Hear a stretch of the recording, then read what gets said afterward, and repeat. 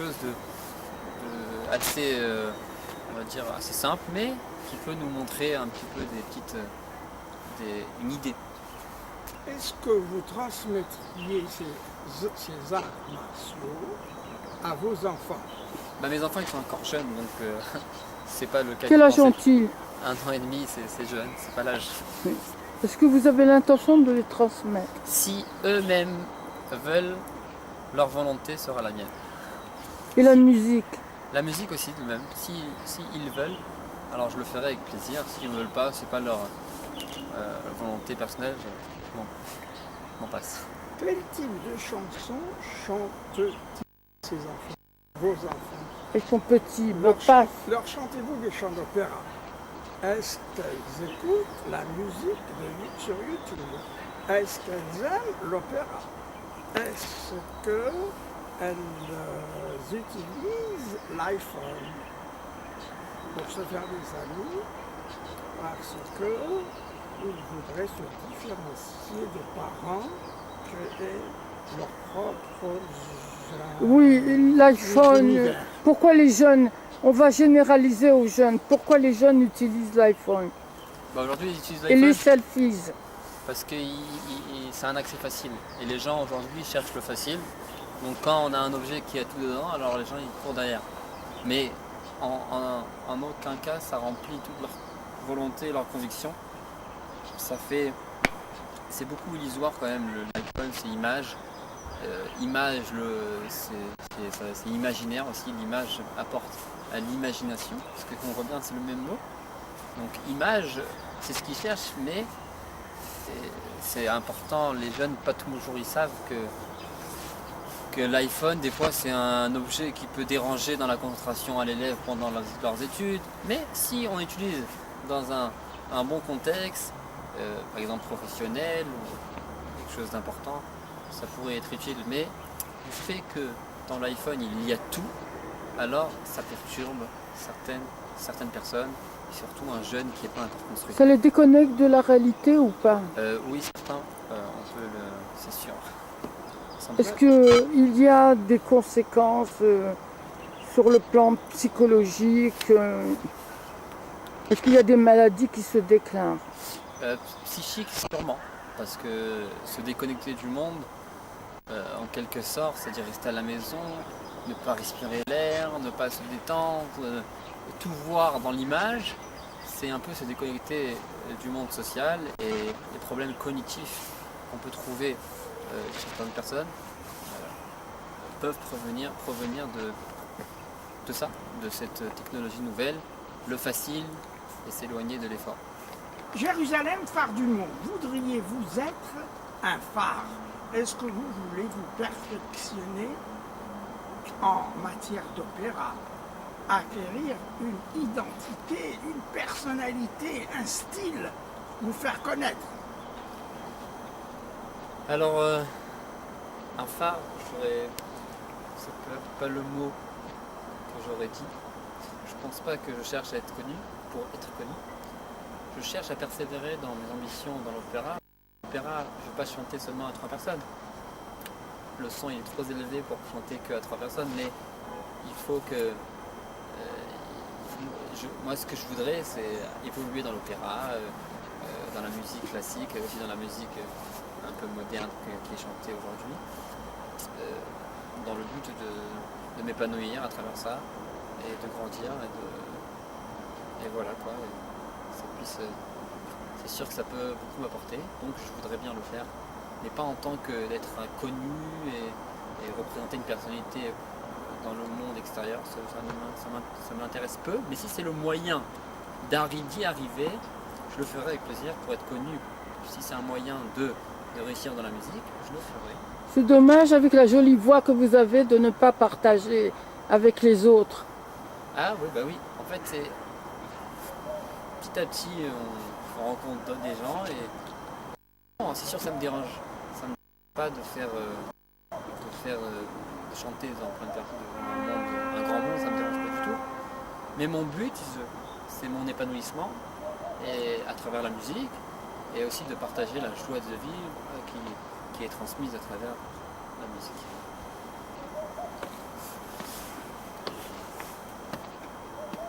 Vas-y. L'argent. Êtes-vous préoccupé par l'argent? Les Israéliens sont préoccupés par l'argent, à l'image de l'Amérique. Quelle valeur accuse à l'argent? L'argent. C'est quoi l'argent? Bon, l'argent, c'est quelque chose de très important dans le monde moderne. Mais l'erreur que font beaucoup de monde, c'est qu'ils pensent que l'argent est un but. L'argent est un moyen. L'argent est un moyen pour arriver à quelque chose. Et des fois même le moyen que l'argent donne, c'est-à-dire par exemple, l'argent c'est un moyen pour manger. Même manger, c'est un autre moyen pour faire quelque chose. Pour remplir c'est les instincts qu'on a faim. Mais c'est très loin d'un but, l'argent. Mais bon, aujourd'hui dans le monde moderne, l'argent a pris une place très importante, qui est à la base une erreur, mais cependant des fois c'est de l'argent stimule, parce que le fait de vouloir manger, de boire, d'habiter, ça stimule les gens à évoluer, donc le monde travaille plus, ça travaille, ça donne plus de volonté aux gens, donc il y a un côté positif. Mais pour l'être lui-même, des fois ça dérange, parce que c'est pas un but en soi, le but en soi c'est d'être bien dans sa peau, être à l'aise, d'être heureux, c'est des choses beaucoup plus simples que gagner des millions et faire plein la conquête à gagner le plus d'argent possible. Tradition et modernité. Vous avez les deux en vous. Alors, la tradition, pour moi, ce concept de tradition, dans la Torah, pas. C'est-à-dire être traditionnel, ça veut dire je fais les choses parce que ça a été fait à l'époque. Et donc je garde une certaine tradition. Ça, je ne sais pas d'où ça a été sorti, d'employer ce mot de tradition pour la Torah. La Torah est quelque chose de vivant. C'est pas une suite à quelque chose, à un fait historique, mais c'est un moment personnel, un moment très fort, un moment où on décide, on choisit. Ça, il y a marqué dans la Torah, où Bacharta Bachaim, choisira la vie. C'est-à-dire, pour que la vie soit la vie, il faut la choisir. La choisir, c'est pas par tradition. Quand on veut. C'est vrai que la Torah nous conseille, elle nous dit, ou Bacharta Bachaim, elle nous dit, mais ça reste un choix, elle nous dit, dira la vie. Mais ça reste un choix de choisir la vie. Mais quand c'est pas un choix, c'est pas la vie, c'est pas une vie. Donc quand on fait les choses par tradition, parce que ça a été fait dans une époque antérieure, pour moi, c'est pas encore la Torah. Ça a une valeur, mais c'est pas encore la Torah. La Torah, c'est trouver son goût personnel de faire les choses qu'on appelle dans le grand monde traditionnelles.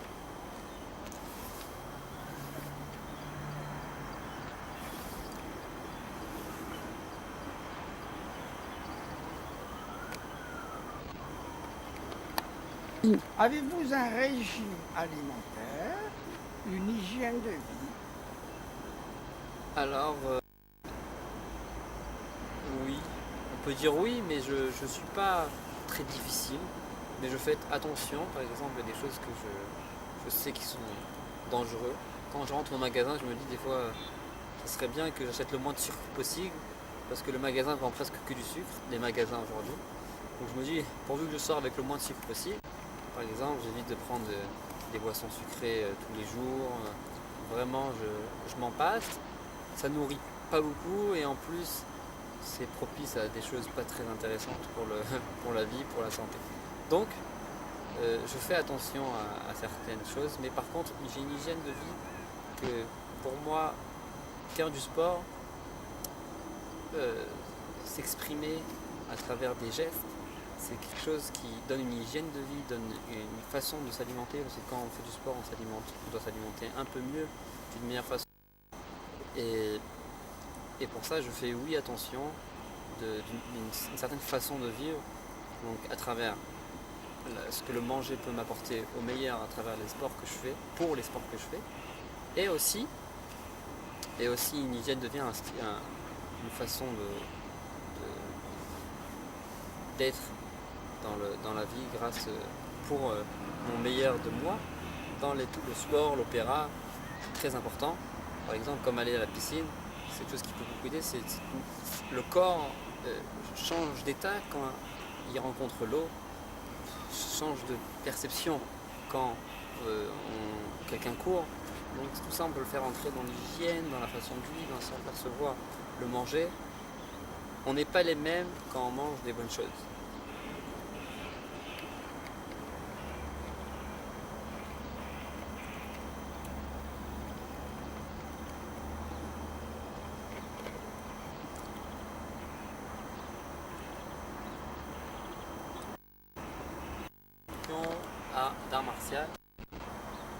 Art martial, et c'est surtout pour expliquer que l'énergie il démarre de la terre, c'est-à-dire du sol, et il monte vers le haut. C'est-à-dire sans appui de la terre, on ne peut pas porter. C'est-à-dire si on porte vers le haut, il faut que j'ai des appuis sur la terre.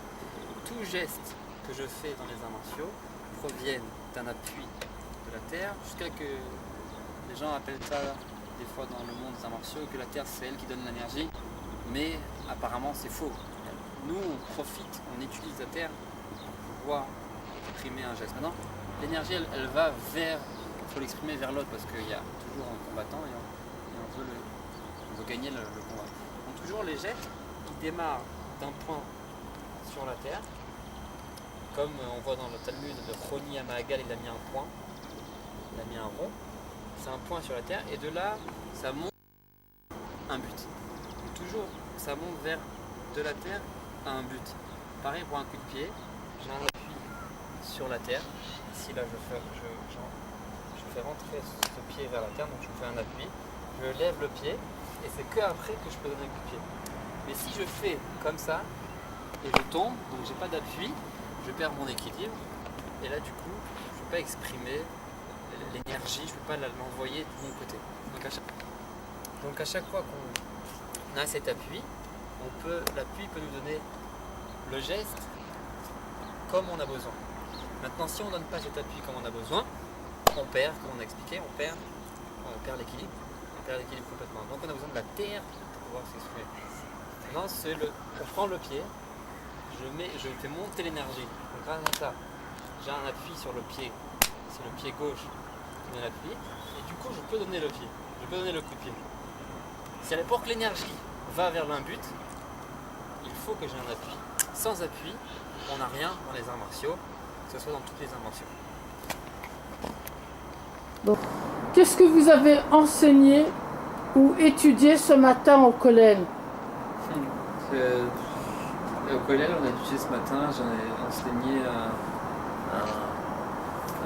garçon, un passouk dans la paracha, dans la section de cette semaine qu'on lit. Et elle est Amishpati Mashatasi Mifnehem. Qui veut dire voici les lois que vous mettrez devant eux. Rashi dit c'est quoi devant eux? C'est comme une table mise prête à manger. C'est ça l'Ifnehem. Et Rashi, j'expliquais que le but de la Torah c'est qu'elle soit accessible. Le but de la Torah c'est de la rendre accessible à l'homme et l'exprimer à l'homme comme lui peut comprendre, comme il dit Rashi, les Havinam Ta'ame Adavar ou Piroucho, c'est-à-dire leur faire comprendre, c'est-à-dire que eux comprennent, pour que eux comprennent ce qui se cache dans chaque loi de la Torah. C'est ça qu'on a enseigné ce matin. Donne-nous des exemples de lois de la Torah. Par exemple, la Torah va nous dire il ne faut pas manger le bassar des khalab, il ne faut pas manger la viande et le lait. On va expliquer pourquoi, pour faire des séparations, pour faire des structures, pour pouvoir aussi s'intégrer à travers à la volonté d'Hachem à travers ça. Le mariage. Le mariage aussi. Le mariage, oui, on peut parler du mariage. C'est que le mariage, il est aussi intéressant, c'est que aujourd'hui, le monde femme, homme, des fois, est très étrange par rapport à l'époque. Le mariage juif nous apporte beaucoup à ces problèmes d'aujourd'hui, c'est-à-dire les lois du mariage peuvent nous apporter beaucoup de de structure et de protection à travers contre ou devant les problèmes de ce qui se passe aujourd'hui dans le modernisme. Donc la Torah a des lois très précises, mais on voit les fruits. Ça peut faire beaucoup de bien à l'être, surtout à un couple. Mais il y a beaucoup de divorces. Il y a beaucoup de divorces parce que avec le modernisme aujourd'hui, on ne trouve pas. Il y a beaucoup moins qu'avant le travail sur soi. Donc le travail, quand il manque le travail sur soi-même, alors le mariage, on a beau et respecter toutes les lois, mais quand il n'y a pas de travail sur soi-même, alors on reste sans lien profond, sans ce qu'il faut vraiment pour un mariage bien construit. C'est ça qu'on a besoin, mais malgré dans le modernisme, il prend une grande place aujourd'hui. Bon, mais il y a des gens qui arrivent bien à protéger leur mariage et à vivre heureux.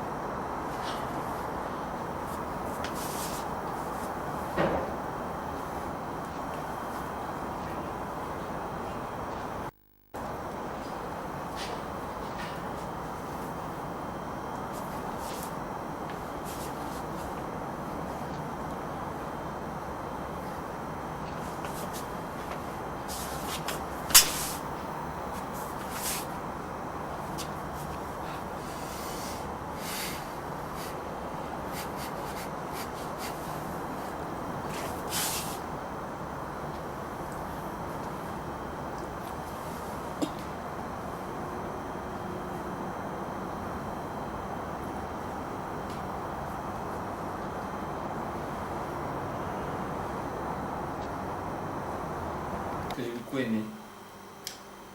D'abord, qui vous a appris la technique du chant? La technique du chant, c'est monsieur Alcan Ali qui m'a appris. C'est un professeur de chant. En cours particulier, il m'a appris des chants, ça m'a fait plus de 5 ans. Et j'ai même continué. À quel âge vous avez commencé? À 19 ans. Donc ça fait déjà 7 ans. On est là, ouais, ça fait 7 ans déjà. Vous n'avez pas pensé à vous lancer? C'est pas son domaine tellement, lui son domaine c'est d'enseigner le chant. Il m'a toujours poussé à me lancer, mais il a pas son domaine. Donc, mais toujours il me dit lance-toi, vas-y, fais des chants. Moi je chante et pour l'instant, et le jour où ça arrivera, doucement, je le ferai avec plaisir. Mais le problème c'est que pour se faire connaître, il faut beaucoup dépenser d'argent, faut, comme on dit, être mashkia. Ça veut dire quoi? S'investir au niveau financier. Bon, après, il faut réussir à investir beaucoup d'argent pour commencer. Bon, ça arrivera le jour où ça arrivera. Pour l'instant, c'est plaisir. Et des fois, je chante, ça peut m'arriver, chanter dans les petits événements, des fois dans des grands événements, comme par exemple Kippour, Rosh Hashanah, je fais Chazan dans les foules. Ça, voilà quoi, ça me permet. Chantre. Chazan, c'est le chantre. Oui, voilà. Donc Chazan, c'est. Alors maintenant, chantez. Alors on va chanter une chanson.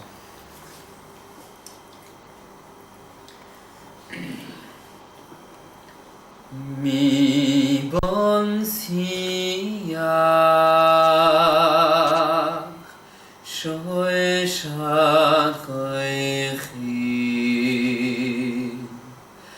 ahavas kala mesois toedim mi bon siyach shoy shachechi ahavas kalom mesois zoidim o yevorech ezechoso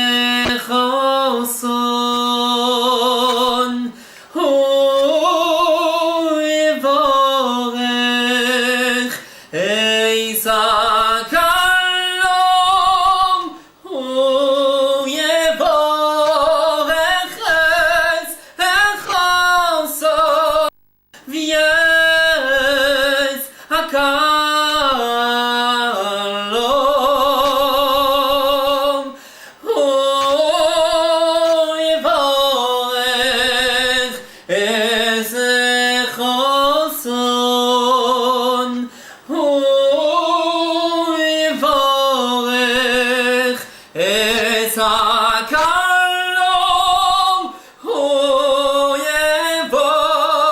yevoreches eichonson vies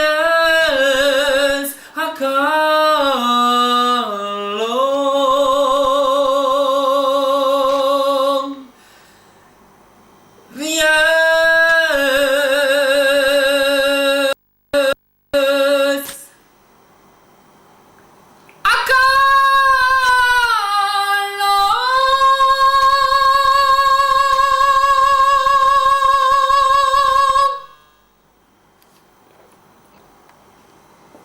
Maintenant, vous allez chanter la chanson que vous avez chantée en bas. Alors, chanson, c'était... Première chanson, j'ai fait deux chansons en même temps. C'est une La chanson- première, C'était une chanson de... Alléluia, ta, ta, ta, c'est ça. ta, ta, ta. Alors, on va chanter en hébreu. Goi shalom ateret bala gam berina ubetzaholam toch emunei yam segula boi kala boi kalam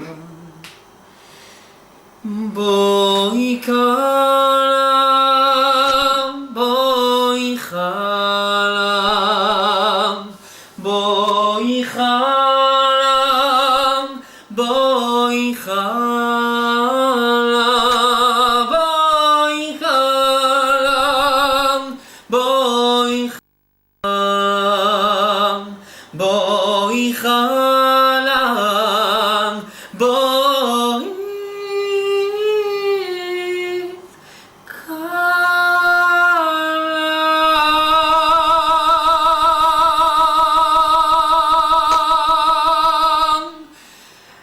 boi kalam boi kalam boi kalam boi kalam boi kalam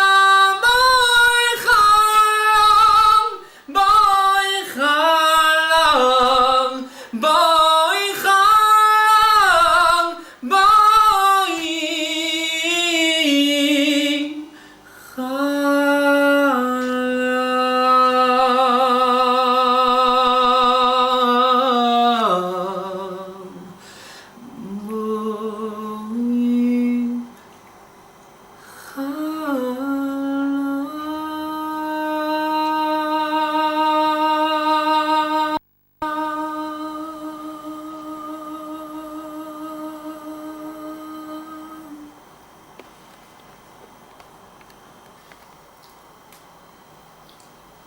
בואי בשלום,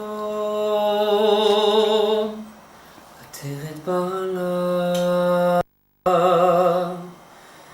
גם ברינה ובצהולה, תוך אמונה, עם סגולה, בואי בשלום, בואי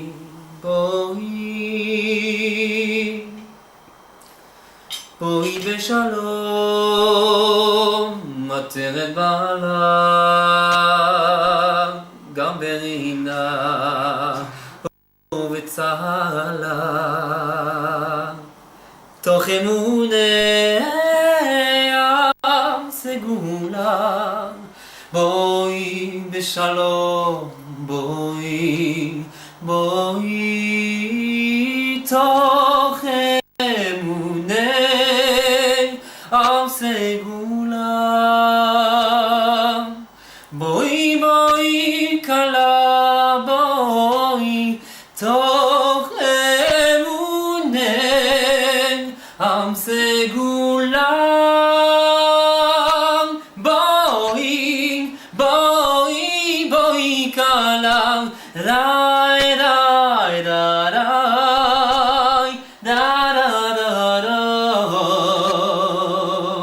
בואי בואי חלם בואי תוך אמונה עם סגולה בואי בואי חלם בואי בואי בואי חלם בואי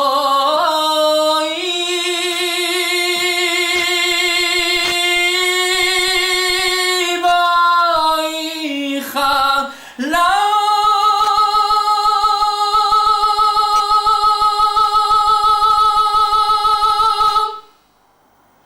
חזק.